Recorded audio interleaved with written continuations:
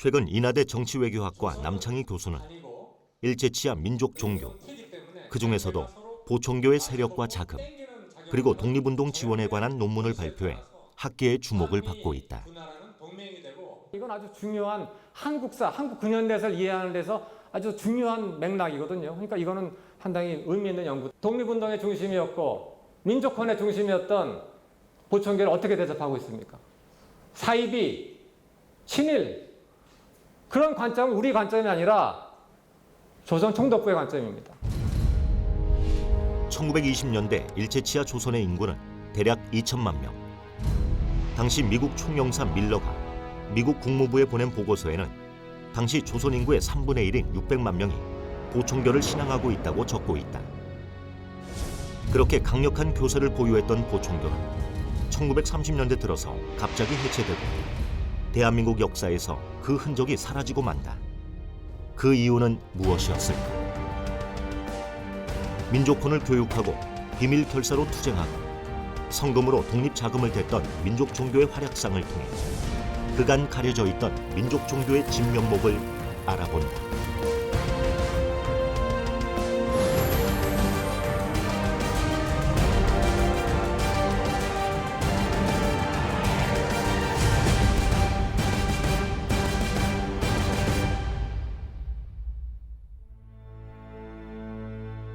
(1919년) 3.1운동 이후 일제의 탄압을 피해 만주로 이주했던 민족 종교의 신도들과 지도자들은 만주와 간도 지방에서 일제를 향해 강력한 반일 투쟁을 전개했다. 국외로 이주한 민족 종교인들이 전개한 사립학교 건립과 민족교육운동은 신앙교육과 포교활동의 영역인 동시에 항일 투쟁의 정신적 기반으로 작용하였다.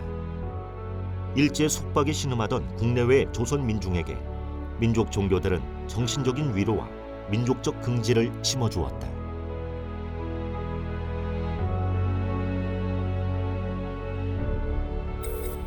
서울특별시 종로구 견지동에 자리잡은 조계종 본사 조계사. 이곳에는 국내 불교 최대 종단의 본사답게 경복궁 근정전에 맞서는 매우 크고 아름다운 대웅전이 자리하고 있다. 그런데 이 대웅전에는 세간에 알려지지 않은 한 가지 비사가 숨겨져 있다. 1936년에 보총교 교주 월곡이 사망을 합니다. 그런데 일제는 총독부는 마치 월곡이 사망하기를 기다렸다는 듯이 대대적인 탄압을 하면서 본서 건물들을 완전히 해체시킵니다. 지금도 가면은 폐허밖에 남지 않았습니다. 그러면서 이 본서 건물을 전부 다 뜯어다가 지금 현재 조계사 대웅전으로 옮겨놓은 것이죠.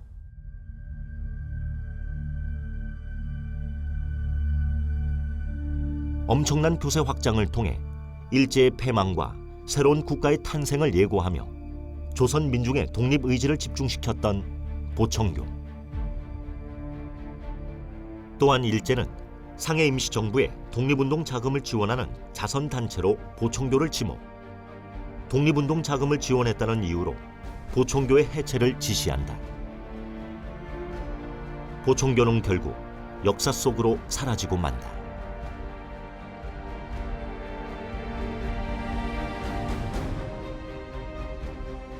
일제강점기 정업을 중심으로 전국적인 독립 자금을 모금했던 보총교 개창자 월곡 차경석.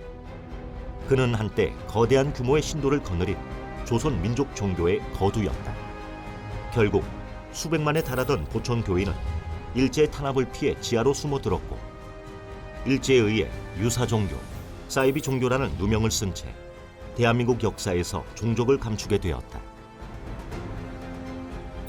전라북도 정읍시 대흥리. 이곳은 일제 치하 수백만 명의 신도를 거느렸던 민족 종교 보총교의 중심지였다.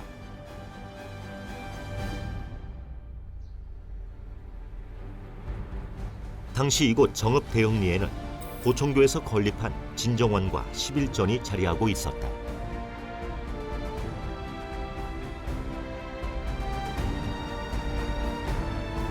아직도 남아있는 진정원의 주춧돌과 외벽들이 당시의 거대한 규모를 예측할 수 있게 해준다.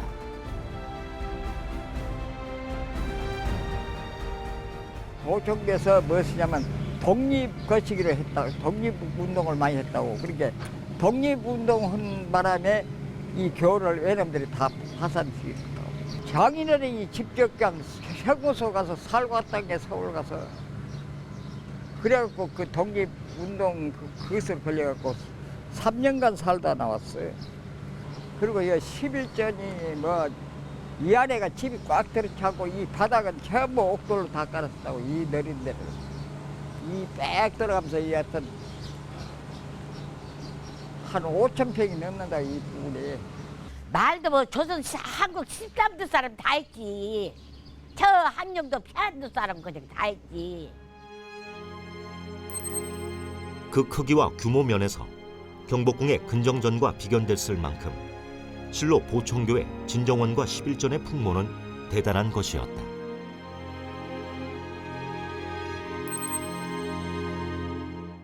이는 당시 보청교의 교세가 어떠했는지를 가늠하게 해주는 중요한 단서이기도 하다.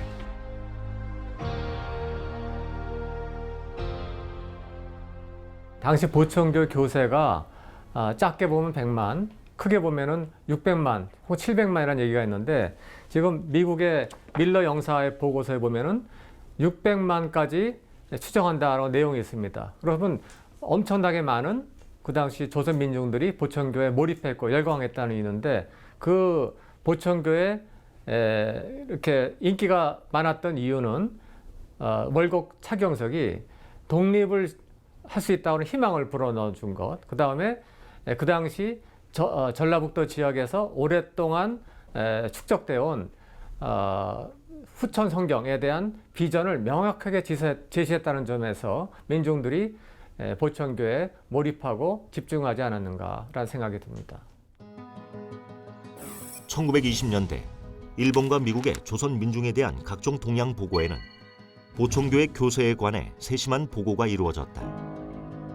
이 보고서들을 토대로 당시 보천 교인의 수가 최대 600만 명에 달했다는 추론이 가능해진다.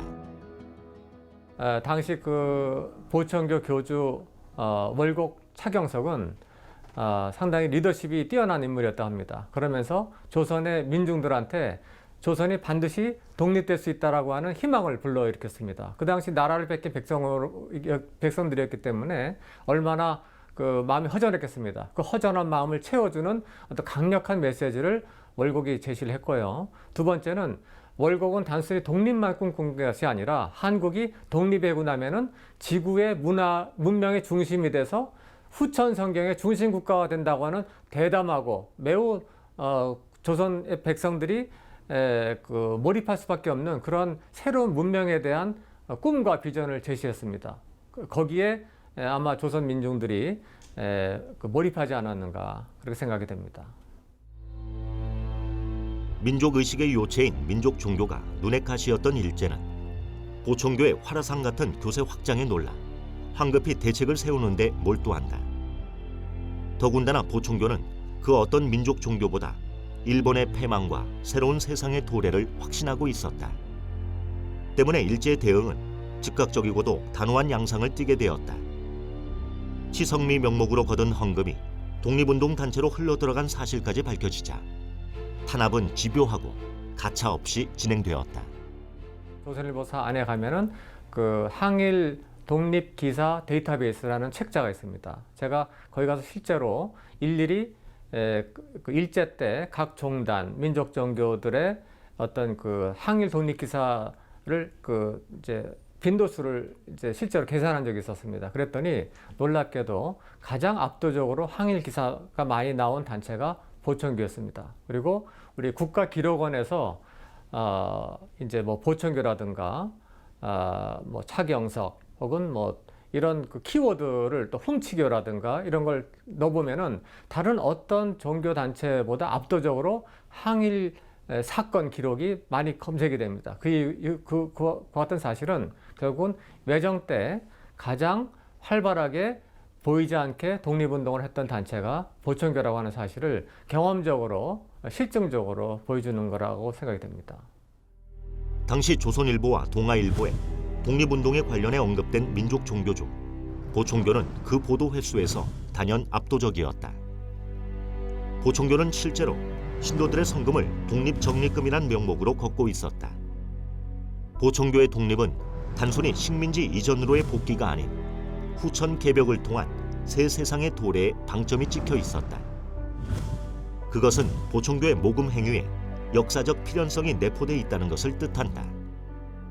보청교의 후천 개벽이라고 하는 사상을 쉽게 설명하기는 어려운 것 같습니다. 하지만 우선은 이 보청교는 이 후천 성경이라고 그래가지고 인간들 또 사회 관계가 현재와 같은 경쟁, 갈등 관계가 아니라 서로 조화롭고 상생하는 그런 인간관계를 기본으로 하는 우주의 큰 변혁을 거친 이후에 만들어지는 세상을 꿈꿨습니다. 그리고 그러한 새로운 세상의 주인은 인간이 스스로의 마음을 완전히 비워서 너와 나의 구분이 없는 홍익의 어떤 우리 고유의 사상이 있지 않습니까? 홍익의 사상으로 내면화된 인간들이 주축이 되는 그러한 어떻게 말하자면은 유토피아적인 그런 세상을 후천 성경이라고 말하고 있었던 것입니다. 일제의 패망과 후천 개벽을 통한 새 세상의 도래라는 희망의 소식에 열광한 조선 백성들은 기꺼이 보청교의 치성미와 성금을 바쳤고 일제는 보다 강도 높은 탄압으로 이에 맞섰다.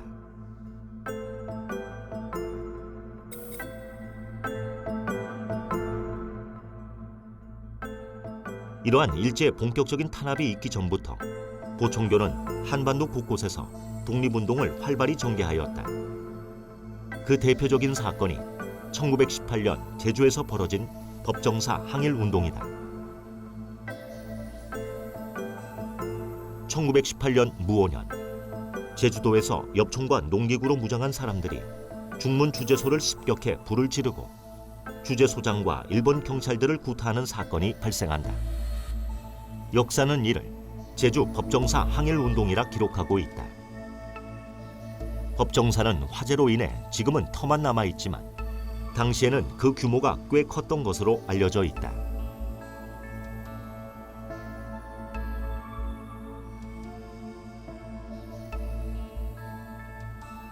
사건을 주도한 사람들은 당시 법정사 주지였던 김연일과 보청교 간부 박주석 등이었다.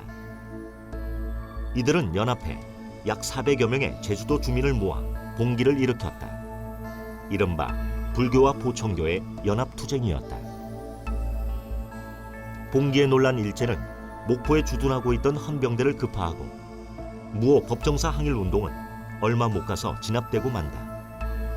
또한 이 여파로 차경석을 비롯한 보청교의 지도자들이 구속되거나 수배를 받게 된다.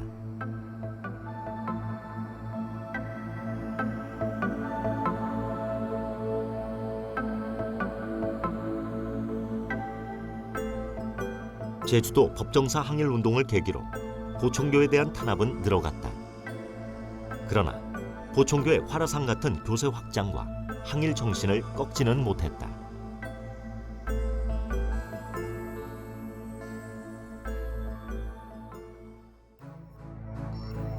일제 탄압에 굴하지 않은 보청교는 각지에서 비밀리에 독립운동 자금을 모금했고 민족운동가 고당 조만식과 함께 물산장려운동을 주도했다. 특히 당시 조만식과 보청교의 물산장려운동은 시리에 빠진 조선 민중에게 우리의 힘으로 일제의 속박을 극복할 수 있다는 의지와 희망을 불러일으킨 일대 사건이었다. 국권 상실 후 일본 자본에 비해 상대적으로 취약했던 우리 민족의 생활권은 일제에 의해 천천히 잠식되어 가고 있었다. 이에 1920년 봄 조만식을 중심으로 평양의 민족 지도자들은 민족 기업의 건설과 육성을 촉구하는 조직체 결성을 논의한다. 그 결과 그해 8월 민족의 자각과 단합을 촉구해 민족 자본의 기업을 일으켜 일제 침략으로부터 우리 민족의 경제권을 수호한다는 취지 아래 조만식을 회장으로 조선물산장려회를 발족시킨다.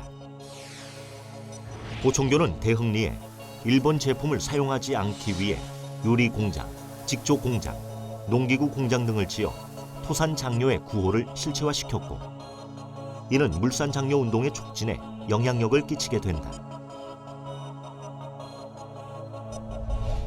당시 조만식이 차경석의 대영리 본소에 1년간 식객으로 거주했다는 사실만으로도 물산장려운동에 대한 보총교의 영향력을 어렵지 않게 유추할 수 있다. 또한 조만식이 보총교의 외교 사무를 담당하는 수호 사장이자 보촌 교인이었다는 사실들은 더 연구되어야 할 자료이기도 하다.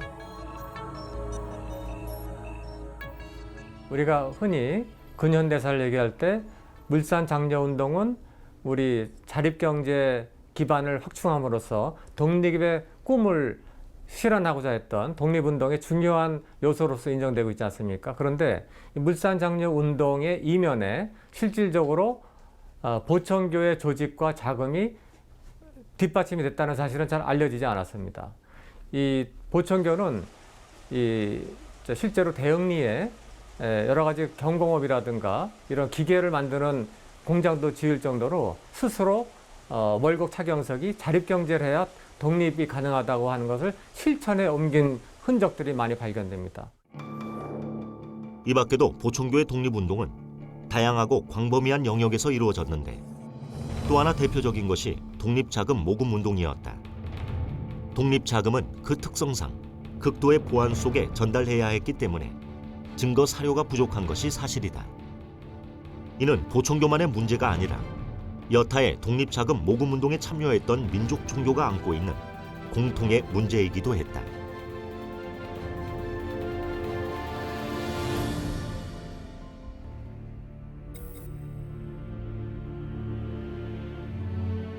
보청교에서 독립자금 모금에 앞장섰던 대표적인 인물은 김홍규다. 그가 어떻게 해서 항일운동과 관련이 있는지 어떤 활동을 했는지는 잘 알려져 있지 않다.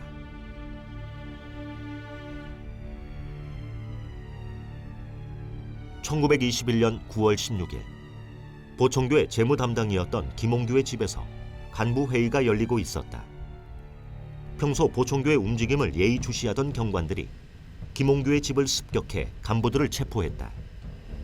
김홍규를 비롯해 고편상, 고태규, 유권익 등이 체포되는 동시에 가택 수색까지 당했고 마루 밑에서는 10만 원가량이 든 항아리가 발견되었는데 이 돈은 상해 임시정부로 전달될 군자금이었다. 안타깝게 일경의 탈로가 나면서 돈은 모두 압수당하고 말았지만 이 사건은 보총교와 상해 임시정부의 밀접한 관계를 보여주는 대표적인 사건으로 기록되고 있다. 광복 직후 대한민국 임시정부의 김구 주석이 정읍을 방문해 정읍에 많은 빚을 졌다는 발언이 시사하는 바가 클 것이다.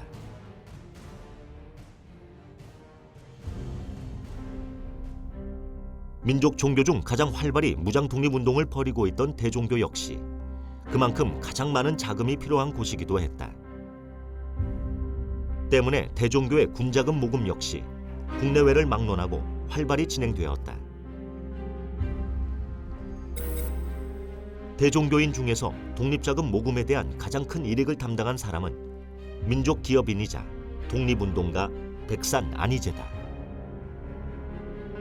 1914년 부산에서 백산상회를 열어 무역업에 성공한 그는 국내외 독립운동 단체에 연락처를 제공하고 독립자금을 지원하였다. 1919년 3.1운동 직후에는 백산상회를 백산무역주식회사로 확대 개편해 상해 임시정부의 독립운동을 위한 자금 조달 기관으로 활동하게 되었다.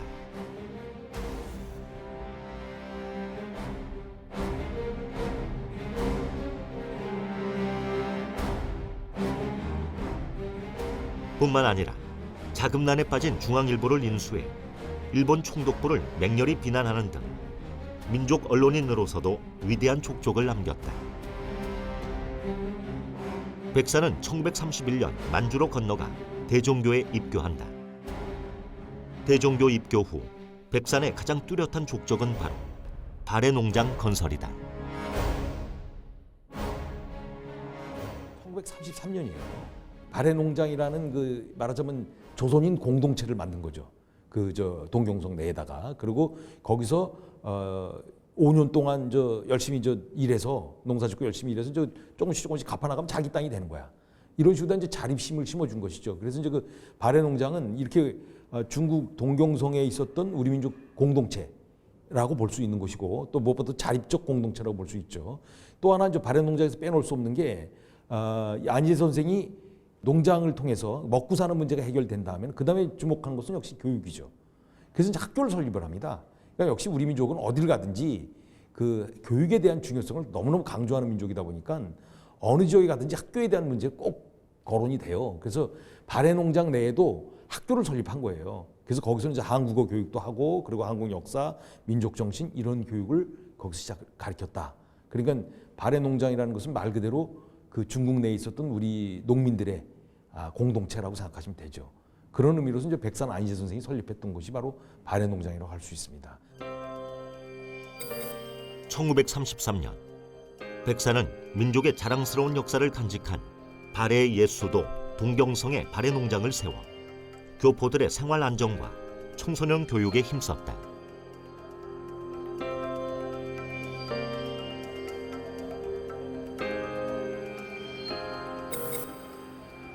이곳은 백산 안희재 선생이 발해농장에 관한 사물을 보던 사무실로 쓰였던 곳이다.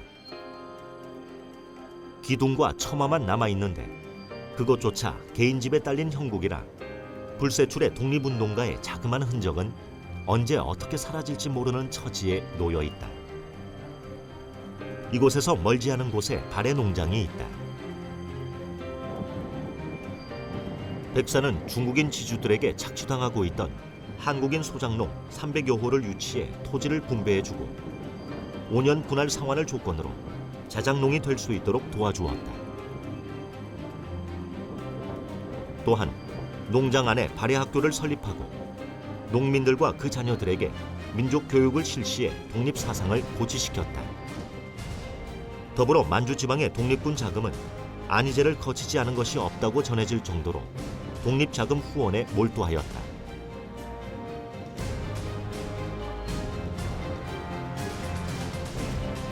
대종교의 지도자 중 한 명이었던 그는 1942년 11월 일제가 만주와 국내에서 대종교 지도자 21명을 일거에 체포한 이모 교변에 휘말려 이곳 에카 감옥에 투옥되고 만다. 백산은 대종교의 독립운동에 대한 혐의로 잔혹한 고문을 받다가 9개월 만에 병보석으로 풀려나지만 이듬해 목단강 병원에서 순국하고 만다.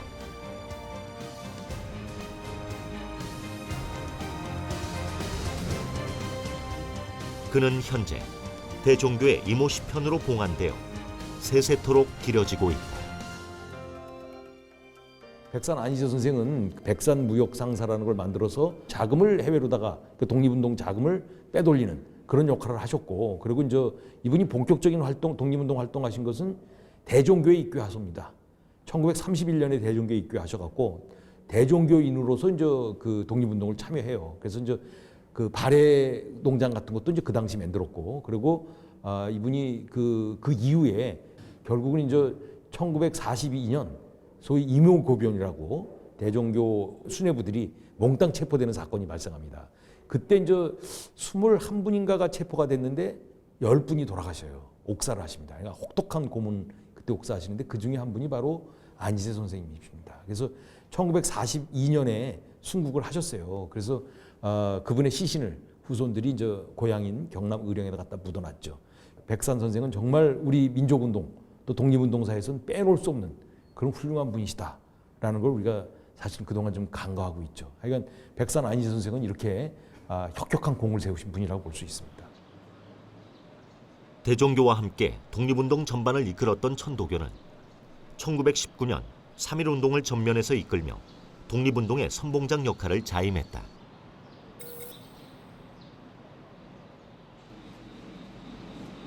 서울 종로구에 위치한 수송공원. 이곳은 3.1운동 당시 독립선언서를 인쇄하고 배포하는 데 주도적 역할을 했던 천도교 직할의 출판사인 보성사가 있던 자리다.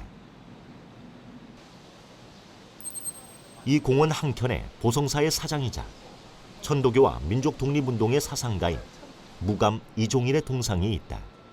무감 이종일 선생은 그 태안 출신, 이제 사실 뭐 독립운동가도 또는 이제 개화 운동가로서 평가받을 수가 있겠고, 천도교 이전의 활동을 보게 되면 대체적으로 아마 유학과 관련된 그런 많은 활동을 했었고, 특히 한말의 이제 대표적인 이제 언론인으로서 역할을 담당했었고, 대한자강회라든가 대한협회라든가 이런 애국개몽 운동에도 가장 적극적으로 참여했던 대표적인 인물을 볼 수가 있습니다. 주로 이제 언론에서 이제 많이 활동하셨기 때문에 천도교 들어갔을 때도 보게 되면 천도교 이제 보성사라고 하게 되는 인쇄소가 있었습니다.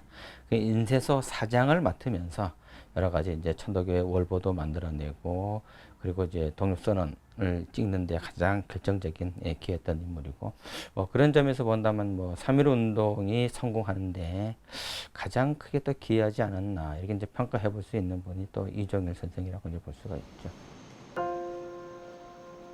1914년 8월 보성사 사장 이종일은 민족운동의 중추적 역할을 수행할 목적으로 비밀 결사체인 천도구국단을 설립한다. 이종일은 천도구국단 설립 2년 전인 1912년에 민족문화수호운동본부를 결성하고 이 단체를 서간도의 부민단, 미주의 흥사단과 같은 민족운동 단체로 발전시키고자 했다. 천도구국단은 바로 민족문화수호운동본부의 중추적 역할을 수행하기 위해 조직된 비밀 결사체였다.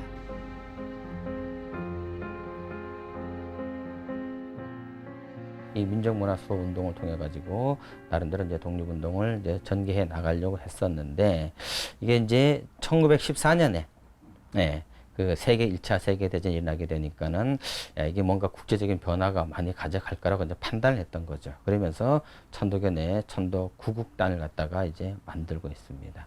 그래서 이제 총재에 당시 천도교를 이제 책임지고 있었던 손병희 선생을 갖다가 총재를 하고 본인이 이제 단장을 맡게 되고, 이 천도구국단의 이제 가장 핵심적인 운동이 뭐냐 하게 되면은 민중운동의 전개라고 볼 수가 있습니다. 이제 그런 관점이 이어져 나가는 것이 아마 1919년 3.1 운동이 아니었었겠는가. 그러니까 이제 이 이종일 선생 같은 경우는 천도구국단을 통해 가지고 독립운동의 일체화라든가 이론화라든가 이런 걸 갖다 이미 만들어 가지고 나름대로 준비를 해갔던 것이 바로 천도구국단이라고 볼 수가 있는 거죠. 천도교의 독립운동 자금 지원의 정점은 의심할 바 없이 의암 손병희였다.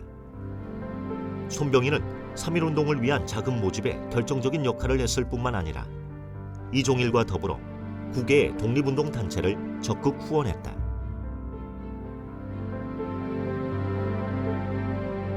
(3.1 운동) 이후에도 천도교는 독립운동 자금 모금에 적극적이었다.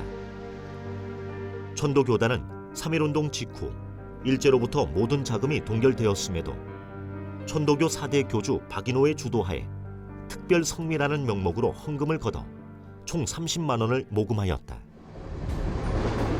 이 중 3천 원은 홍일참, 김천일, 이동구 등을 통해 만주에서 활약 중이었던 이동휘에게 군자금으로 전달되었고, 거금 6만 원이 김상규를 통해 만주 지역 독립운동 단체들에게 군자금으로 전달되었다.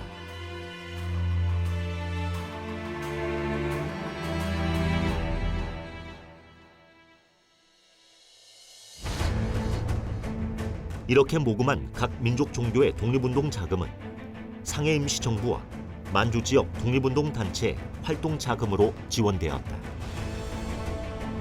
한편 일제의 탄압이 거세지자 여러 종교 단체와 지도자들은 대거 해외 망명길에 오른다.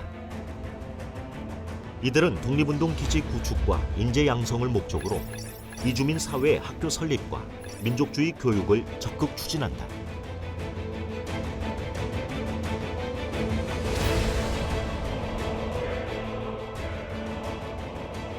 중국의 동북 일대, 즉 간도와 만주 일대가 일제로부터 빼앗긴 주권을 되찾기 위한 항일 무장 투쟁의 요람이었다는 것은 널리 알려진 사실이다.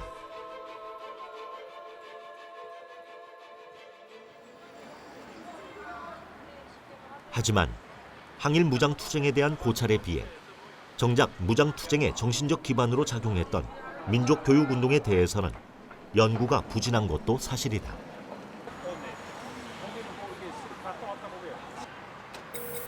국외로 이주했던 많은 민족 지사들과 종교 지도자들은 종교운동과 독립운동을 동시에 펼쳤다.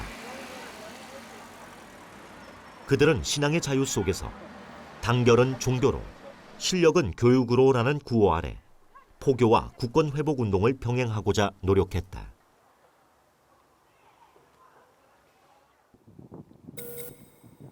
민족의식 고취와 독립투사 양성을 위해 시작된 최초의 민족학교는 서전서숙이다. 서전서숙은 뭐 아시다시피 보제 이상설 선생이 설립한 겁니다.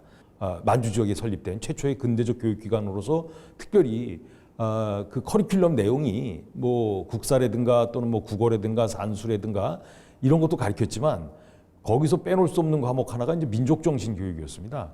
그 민족정신 강좌는 그 이상설 선생이 직접 강의를 했다고 그래요. 그래서 그때 이제 그 강의를 듣고 많은 학생들이 이제 감명을 받았고 나중에 이제 그것이 이제 쭉 계승이 되죠. 그래서 민족교육의 뿌리가 바로 서전서숙이었다. 그리고 그 이후에 서전서숙을 뒤를 이은 수없이 많은 학교들이 만주 지역에 조선인들 있는 곳이라면 다 설립이 됐고 그 설립된 곳마다 곳곳에서 만들어진 교육기관마다 빼놓지 않고 교육했던 것이 하나가 바로 민족정신에 대한 교육이었다.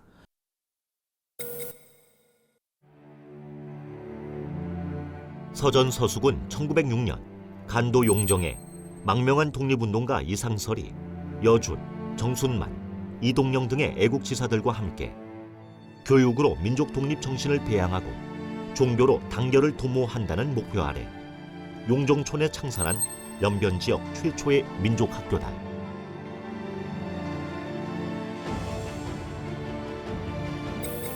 (1906년) 이상설은 천주 교회장 최병익의 집을 사재로 매입하여 학교 건물로 개소하였는데 서전서숙이라는 학교명은 근처 서전평야의 이름에서 따온 것이다.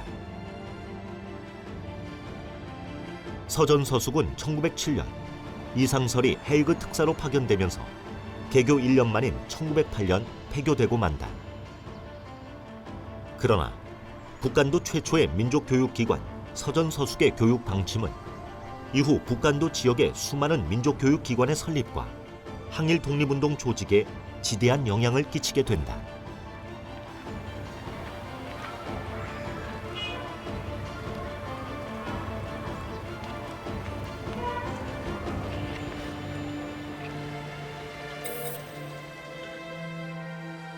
서전서숙의 유지를 이어받아 설립된 대표적인 민족학교는 명동학교였다. 명동학교를 세운 이는 간도의 한인 대통령으로 불린 규암 김야견이다. 그는 명동학교를 세워 독립운동가 양성을 주도했을 뿐만 아니라 1913년 간도 지역 최초의 한인 자치기구인 간민회 회장을 맡아 이주 한인 사회의 단결을 도모했다. 더불어 1919년 한인 동포사회 대표로 대한국민회의에 참석해 민족대표 39인과 함께 대한독립선언서를 발표했다. 김야견은 이어 용종에서 벌어진 3.13 만세운동에 조선 대표로 나서 조국 광복에 헌신하다가 1942년 10월 29일 용정에서 나의 행동이 나의 유언이다 라는 말을 남기고 서거했다. 그는 윤동주 시인의 외삼촌이자 스승이기도 했다. 명동학교는 이제 우리가 알다시피 이제 규암 그 김야견 선생님이 만드신 거죠. 서전서숙의 운영하는 모습을 지켜보시다가 서전서숙이 이제 1년 정도 활동하다 이제 문을 닫고 나니까 서전서숙의 뒤를 이어서 뭔가 해야 되지 않느냐, 교육기관이 필요하다라는 차원에서 이제 명동학교를 개교를 했죠. 그래서 이제 명동학교가 그 다음부터는 물론 만주 지역에 많은 학교가 있었지만 그러더라도 아마 명동학교가 가장 그 서전서숙의 뒤를 잇고 민족교육을 제대로 학습한 그런 교육기관으로 유명하죠. 그 3.13이라는 이제 만주 지역에서 벌어졌던 3.1운동 때 그 일제가 이 명동학교 학생들이 가장 앞장서서 시위를 하고 그러니까 이거 안 되겠다 해서 그 불살라 버렸어요. 그래서 이제 그때 규암 선생님도 이제 그 피신을 하고 뭐 여러 가지 이제 어려움이 처해 있었는데 그 정도로다가 그 일제가 이 명동학교를 탄압했죠. 불살라 버릴 정도로다가.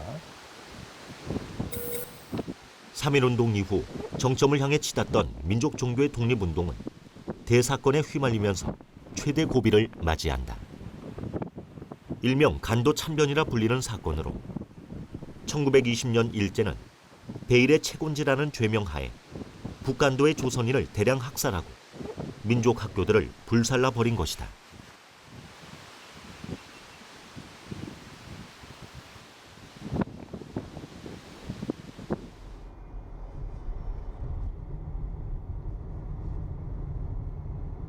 당시 국내에서 일어난 3.1 만세 운동의 여파로 북간도의 무장 독립운동 열기도 확대되고 있었다. 호시탐탐 북간도의 독립군 토벌을 노리던 일제는 봉오동 전투에서 패하자 독립군 토벌을 위한 대규모 정규군 파병의 구실을 마련하기 위해 북간도 훈춘에서 마적단을 매수해 간도 총영사관 습격 사건을 조작한다. 일제는 이 훈춘 사건을 핑계로 2만여 명의 정규군을 연변에 파견해 본격적인 독립군 토벌에 나선다.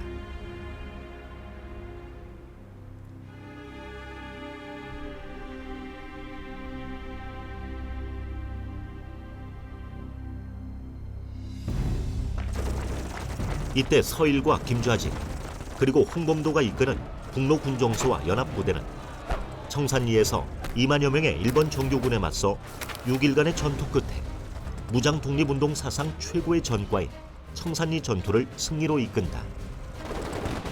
봉오동과 청산리에 연속되는 대패에 굴욕을 느낀 일제는 그 즉시 유례없는 보복에 나서 북간도 지역의 조선인과 독립군 배출의 온상인 민족교육기관에 대해 무자비한 학살과 파괴의 만행을 저지른다.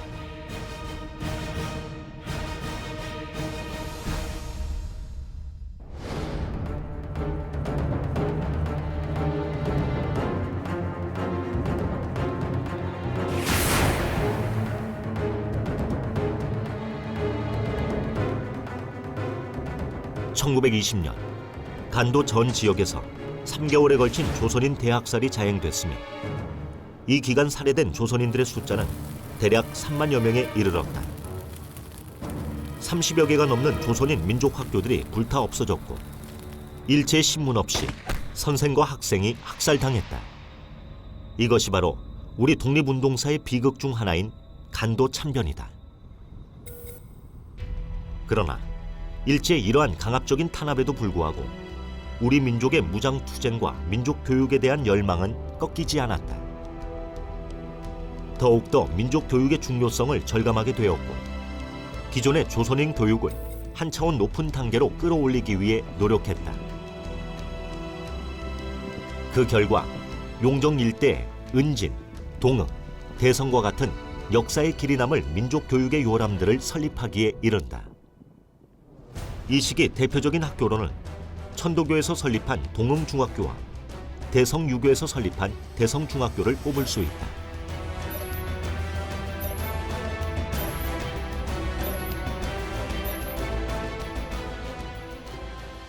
동흥중학교는 그 당시 그 만주 지역에서 만들어졌던 많은 민족학교들 중에서요 가장 그 학생 수가 많았던 학교였습니다. 그 학교는 사실 천도교에서 만든 학교예요.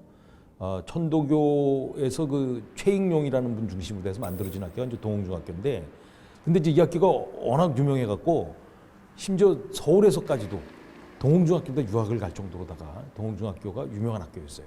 그 당시 만주 지역에서는 가장 큰 학교였습니다. 그래서 그 학교에서는 특별히 이제 그 민족 교육이 굉장히 강화됐던 학교로서 유명하고요. 그래서 만주 지역에서 그 학교가 1922년인가 이때 설립이 되는데. 나중에는 물론 저 용정중학교로도 합쳐졌습니다만은 동흥중학교에서 그 졸업한 학생이 지금도 아마 가장 숫자가 많을 거예요. 만주 지역에 있는 민족학교들 중에서. 그리고 그 학교들은 모두가 이제 민족교육을 중심으로 했기 때문에 거기서 많은 이 독립운동가들이 배출된 학교로다 유명하죠. 대성학교는 이제 유교계통의 그 계열에서 지은 학교입니다. 그래서 이제 그 학교도 역시 그 용정 지역에 있는 많은 민족 학교들 중에 하나였죠. 그리고 거기서도 당시 다른 학교들과 같이 민족 교육을 같이 했어요. 우리 역사와 그 한국의 정신 이런 걸 가르쳤다는 것이죠. 왜냐하면 그런 걸 가르쳐야지 거기에 있었던 그 이 조선 사람들이 내가 조선인이라는 자부심을 느낄 거 아닙니까? 그리고 또 그 사람들이 그걸 교육 받았기 때문에 그 젊은이들이 독립군이 될 수 있었고. 또 국가를 위해서 나라를 되찾기 위해서 자기 온몸을 바칠 수뿐이 없었던 그런 당위성 같은 것을 민족교육을 통해서 줬다. 이걸 우리가 잊어서는 안 된다는 것이죠. 대성중학교도 그런 계열의 학교 중에 하나였다라고 볼 수 있습니다. 현재 용정중학교란 이름으로 운영 중인 이 조선족 학교의 전신은 저항시인 윤동주의 모교로 잘 알려진 대성중학교다. 용정중학교 한켠에는 대성중학교의 옛 교사가 그대로 남아 용정중학교 역사관으로 활용되고 있다.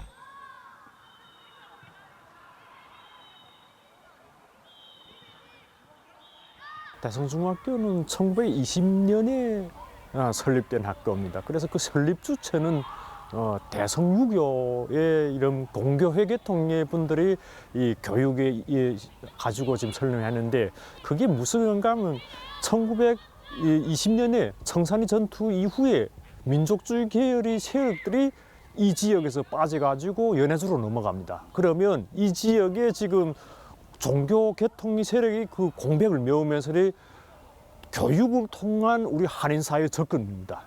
그래가지고 사실은 이게 공교회는 우리가 사서 삼경 이거 전통 유학으로 가지고 그것을 이념으로 해가지고 학교를 세워가지고 이 중학교를 모집하고 했지만은 결과적으로 이 학교 학생들이 사회주의를 많이 접수합니다.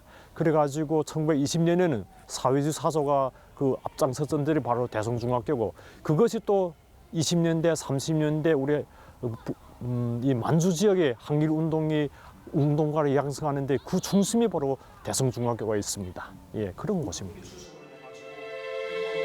이렇게 동북 각지에 설립된 조선인 사립학교들은 독립운동의 모태이자 반일운동의 근거지로 확고히 자리 잡는다. 이에 일제는 사립학교의 민족교육운동에 촉각을 곤두세웠으며 특별히 민족종교 계열의 교육운동 기관을 경계하고 주시했다. 이러한 민족교육의 저력은 마침내 국내에서 벌어진 3.1 만세운동의 여파와 뒤섞여 용정 학생들이 주도한 3.13 만세운동으로 표출된다.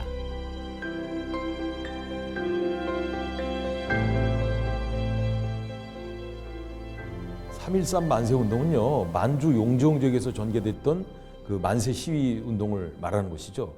3월 기민년, 그러니까 1919년 3월 1일 날 서울에서 이제 3.1 운동이 시작되지 않습니까? 근데 그때 서울에서 전개된 이 탁골공원 중심으로 해서 전개됐던 만세 운동에 만주 용정 지역에 계셨던 분들이 두 분이 참여를 하셨어요. 두 분이 참여를 하셔갖고 독립선언서를 가지고 용정으로 다 간 거죠. 그래서 이제 규암 김학연 선생님께 이제 그 성명서를 보여줬죠. 그래서 이제 그분에게 전달을 하고 이쪽에서도 해야 되지 않습니까? 그래 우리 준비를 하자라고 해서 이제 날을 택한 것이 3월 13일 날이었습니다. 그 모인원이 뭐 통계마다 조금씩 다르긴 하지만 한 3만 명 정도는 모였다고 합니다. 그래서 3월 13일 날 이 사람들이 거기서 모여갖고 만세 시위를 하고, 그리고 이 성명서, 그러니까 독립선언서, 만주 지역의 독립선언서입니다. 그거는 그 독립선언서를 낭독하고 시위를 일본 영사관으로 다 시위를 했어요. 그 뭐 한 3만 명이나 되는 그 시위대가 독립만세를 외치면서 일본 영사관으로 다 자꾸 진출하려다 보니까 그 사격이 전개된 겁니다.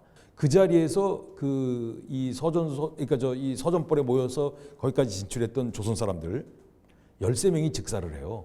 그리고 이제 3월 13일 날 그 용정에서 시작된 만세 시위 운동은 거기서 끝난 게 아니고 이웃했던 안도현이라든가 또는 저 흔춘 또는 그 활용 이런 각 지역으로다가 쫙 전개가 됩니다. 그래서 적어도 그 당시 그 이 만주 거의 모든 지역에서 우리 조선인들이 사는 곳에서는 다 일어났다라고 할 정도로다가 엄청 크게 전개가 됐죠. 1919년에 일어난 3.13 운동 직후 특히 민족종교 계열의 민족교육에서 주목되는 것은 청산리 대첩의 주역 북로군정서 산하의 사관연성소의 거대한 활약이다.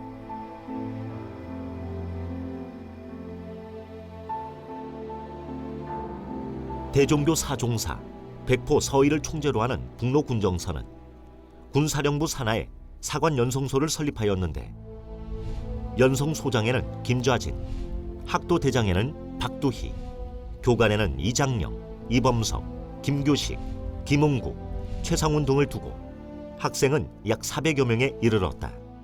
왕청현, 심리평한, 태평촌이라고 하고 있습니다. 1920년대에 북로 군정서 사관 양성소가 있을 때 이 지역은 서대파라고 하였습니다.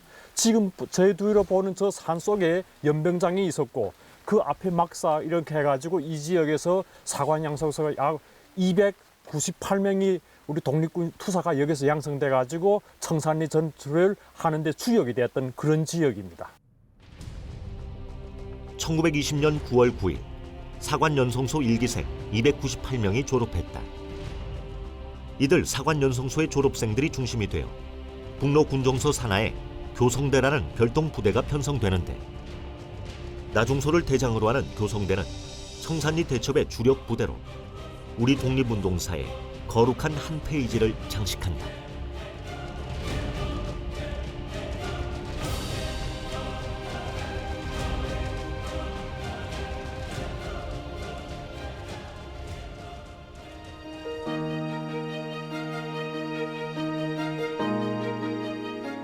간도 참변 후 북간도의 조선인 사회는 일시적 괴멸 상태에 이르렀고 한때나마 큰 혼란에 빠졌던 민족 종교들.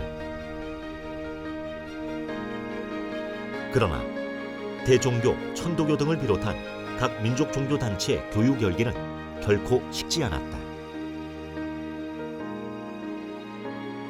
민족 종교의 대일 항일 정신은 고스란히 불굴의 무장 투쟁과 결합하여 광복 직전까지 독립운동사의 정신적 토대로 작용하였다.